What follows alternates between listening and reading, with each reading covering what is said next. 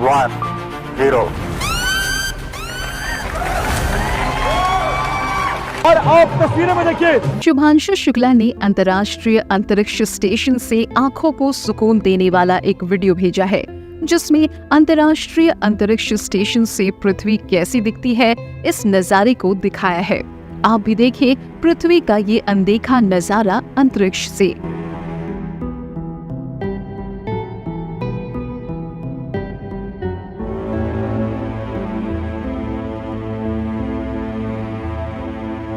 Space के बारे में क्या जानते हो? मैं स्पेस के बारे में सारा जानता हूँ। सितारे कैसे बनते हैं?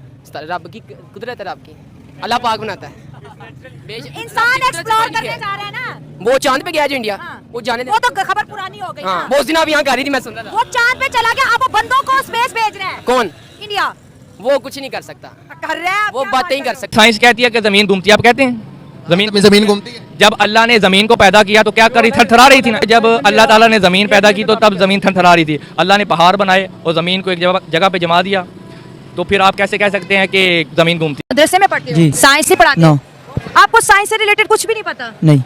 इंसानों का चांद पर जाना एक जायज काम है या नाजायज? ये नाजायज है। नाजायज काम है, चांद पे नहीं जाना चाहिए। नहीं, क्योंकि चांद मेरे मालिक ने बनाया, इसमें चांद पे नहीं जाना चाहिए। तो चांद भी तो मालिक ने हमारे लिए बनाया हुआ है ना? वो तो रोशनी के लिए बनाया मेरे।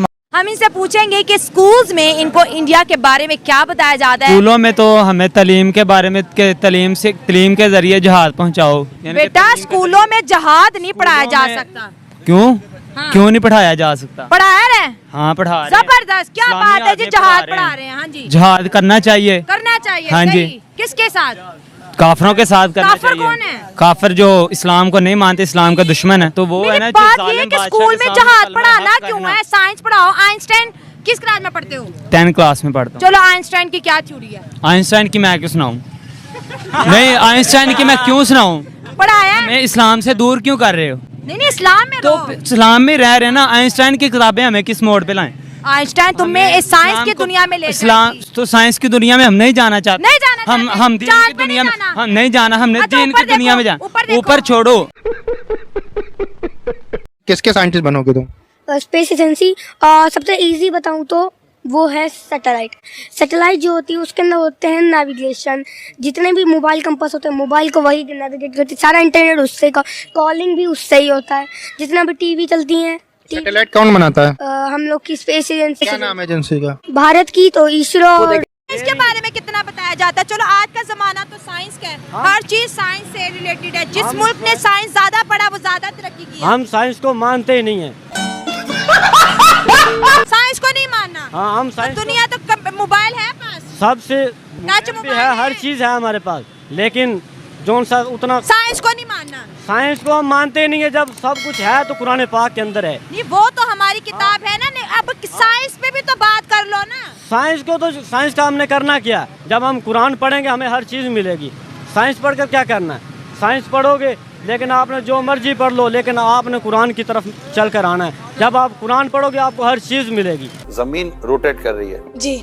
जमीन तो साकिन है बेटा, जमीन रोटेट करती ही नहीं है, जमीन गर्दिश नहीं करती। लेकिन हमें ज्योग्राफी में पढ़ाया जाता है कि अर्थ जो है वो सूरज का चक्कर लगाता है। ये लॉजिक ये गलत है बेटा। साइंस की ये थ्योरी जो है ना, ये दुरुस्त नहीं है। जमीन साकिन है, यानी जमीन मूव नहीं करती, अर्थ स्टैटिक पोजीशन में है। फिर सुबह के टाइम पे सूरज आ जाता है, फिर चांद आ जाता है, तो फिर ये सर्कल कैसे चलता है? सूरज और चांद तो ये तो मूव कर ही रहे ना। सूरज अपने अल्लाह के हुक्म से अपना जो भी इसका साइकिल है उसके साथ वो मूव कर ही रहा है, लेकिन जमीन अपनी जगह पर रुकी हुई है। और यही इस्लाम का नजरिया है, और हमने इसी नजरिए को ही याद भी करना है और इसी पर हमने अपना यकीन रखना है। ठीक है दोस्तों, पाकिस्तान के बारे में तो आप सबने तो सुना ही होगा, लेकिन क्या आपने इनकी सोच के बारे में कभी सोचा है? वहाँ के बच्चों को बचपन से ही सिखाया जाता है कि हम ही सबसे ऊंचे कौम हैं, बाकी सब काफिर हैं। साइंस क्या होती है, टेक्नोलॉजी क्या होती है, दुनिया में कैसे तरक्की की जाती है, इन सब चीजों से इन्हें कोई वास्ता नहीं है, क्योंकि बचपन से इनके दिमाग में सिर्फ आसमानी ज्ञान यानी कि कट्टर मजहबी सोच ठूस दी जाती है। वहीं अगर भारत की बात की जाए तो यहाँ पर बच्चों को science, technology, space research, medical और हर फील्ड में आगे बढ़ रहे हैं।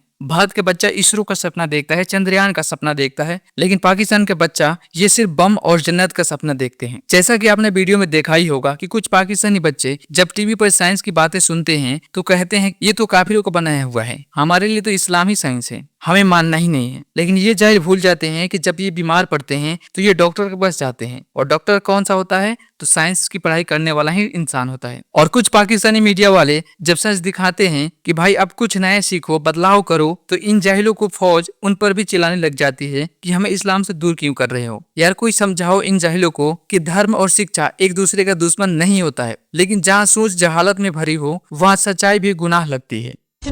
एक बड़ा कदम है चीन का। चीन ने पाकिस्तान की ताकत बढ़ाने की कोशिश की है।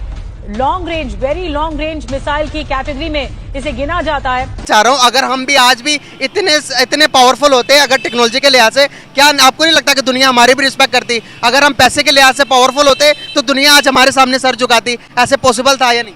ये सारी बातें तभी पॉसिबल हैं जब हम अपनी असली राह पे आ जाएंगे। टेक्नोलॉजी क्या करेगी जब मेरे रब का हुक्म नहीं होगा? वो भेज देंगे सैटेलाइट में, अपना वहाँ भेज देंगे, उसके में जब मेरे रब का हुक्म नहीं होगा वो क्या करेगा? वो तालीम में आज देखिए कि आज उनकी जो एक्सपोर्ट है आईटी की, अभी यहाँ पर मोतीवाला साहब ने कहा और मैं उसका बताता हूँ, आईटी में हिंदुस्तान आज 200 अरब डॉलर को छू रहा है, 200 अरब डॉलर को, और हम 1.5 अरब डॉलर। मदरसे में पढ़ते हो? साइंस ही पढ़ाते नो। आपको साइंस से रिलेटेड कुछ भी नहीं पता? नहीं। इंसानों का चांद पर जाना एक जायज काम है या नाजायज? ये नाजायज है। नाजायज काम है, चांद पे नहीं जाना चाहिए। नहीं, क्योंकि चांद मेरे मालिक ने बनाया, इसमें चांद पे नहीं जाना चाहिए। तो मुझे बायोलॉजी की डेफिनेशन सुना दो। नहीं आती मेरे। चलो कोई बात नहीं, भूल जाता है, हो गया है। चलो 12 का टेबल सुना दो। 9 क्लास में ना 5th क्लास के बच्चों को 18 तक टेबल होते हैं, 12 का टेबल सुना दो। नहीं आता। अच्छा चलो कोई बात नहीं। एलिफेंट के स्पेलिंग आते हैं? 9 में पढ़ते एलिफेंट।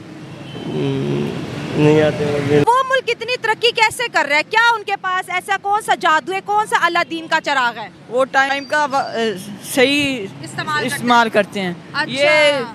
ये तो पाकिस्तान बस ऐसे ही है, टाइम का इस्तेमाल नहीं करते। टाइम का इस्तेमाल। स्कूल में इंडिया के बारे में क्या पढ़ाया जाता है?